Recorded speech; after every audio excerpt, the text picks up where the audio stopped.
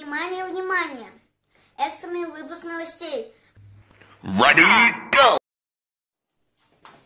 Здравствуйте, меня зовут Мельникова Майя Константиновна. Мы живем в республике Саха-Якутия, город Якутск. Меня зовут Полина Мельникова, мне 7 лет.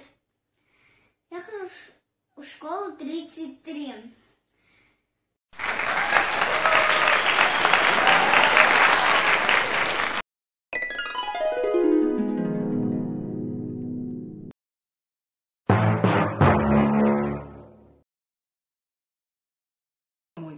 А когда стали пить чай с бубликами и брынзой, мама спросила: ну как твой самосвал? А я сказал: я, мама, променял его. Мама сказала: интересно, а на что? Я ответил: на светлячка, вот он в коробочке живет, погаси-ка свет.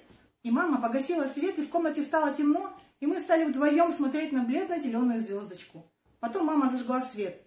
Да, сказала она, это волшебство, но все-таки как ты решился отдать такую ценную вещь, как самосвал, за этого червячка? Я так долго ждал тебя, сказала я. И мне было так скучно, а этот светлячок, он оказался лучше любого самосвала на свете. Мама пристально посмотрела на меня и спросила: а чем же? Чем же именно он лучше? Я сказал: да как же ты не понимаешь? Ведь он живой, и он светится.